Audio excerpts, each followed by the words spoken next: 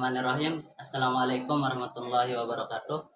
Kami mahasiswa Sekolah Tinggi Ilmu Tarbiyah Sibawahi Mutawalli, Prodi Manajemen Pendidikan Islam, membuat video ini dalam rangka untuk menyelesaikan tugas ujian akhir semester di mata kuliah Pendidikan Psikologi, yang dimana kami mendapatkan tema yang sangat menarik untuk dibahas, yaitu kesulitan dalam belajar. Sebelum lanjut ke pemaparan materi ini, terlebih dahulu saya memperkenalkan kelompok dari kelompok 3, yakni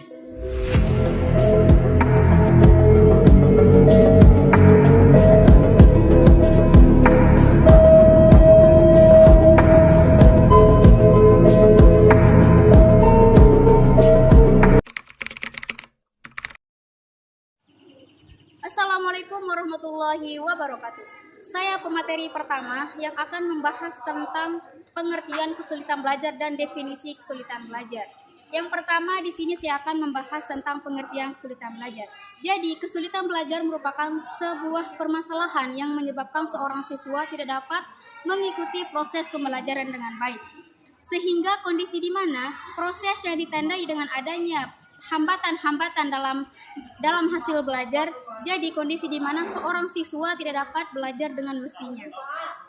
Yang kedua, definisi kesulitan belajar. Pada umumnya yang disebabkan faktor-faktor tertentu sehingga ia terlambat atau bahkan tidak dapat mencapai tujuan belajar dengan baik. Namun, kesulitan belajar seorang siswa tidak selalu disebabkan oleh tingkatnya rendahnya inteligensia atau kecerdasan siswa. Akan tetapi disebabkan oleh banyaknya faktor seperti faktor fisiologis, psikologis, sarana dan prasarana dalam belajar dan pembelajaran serta faktor lingkungan belajarnya. Pembahasan ketiga, diagnosis kesulitan belajar.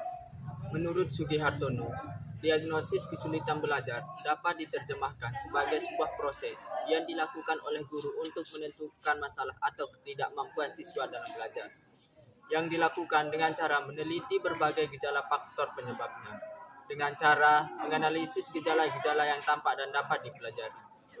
Banyak langkah diagnosis yang dapat ditempuh oleh guru. Antara lain, yang pertama, melakukan observasi kelas untuk melihat perilaku menyimpang siswa ketika mengikuti pembelajaran.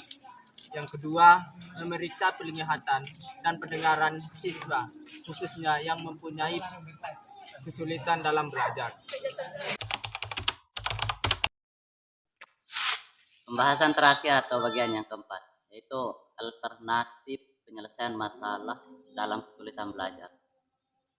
Sebelum kita lanjut ke bagaimana caranya kita menyelesaikan masalah, terlebih dahulu untuk bagaimana kita mengetahui cara-cara untuk kita menyelesaikan masalah, yang dimana dikutip dari Gordio Polia, bahwasanya cara menyelesaikan masalah itu ada dua, yaitu analisis sama planning, dimana dengan kedua cara tersebut kita dapat mengetahui bagaimana suatu masalah itu dan bagaimana caranya menyelesaikannya.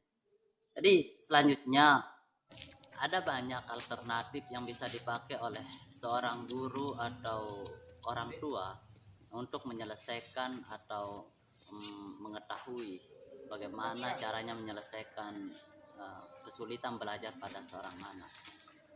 Yaitu yang pertama, analisis hasil diagnosis. Seorang guru atau orang tua harus menganalisis dengan serius seorang anak yang sekiranya mendapatkan prestasi rendah atau di dalamnya menjadi kesulitan dalam belajar. Itu harus untuk ditekankan supaya bagaimana kedepannya itu bisa berubah menjadi prestasi yang tinggi. Yang kedua, menentukan cakapan permasalahan. Jadi kita harus mengetahui di mana permasalahan tempat prestasinya paling rendah. Jadi ketika kita sudah mengetahui permasalahannya di situ, maka kita tekankan untuk lebih belajar. Yang ketiga, melaksanakan program perbaikan.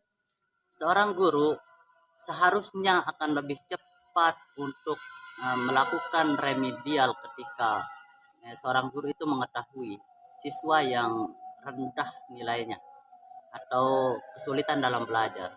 Jadi perbaikan atau remedial itu sangat harus dilakukan. Jangan sampai ketika sudah mengetahui hasil dari otak seorang anak itu. Jadi hal sepele semacam ini jangan dilepaskan begitu saja.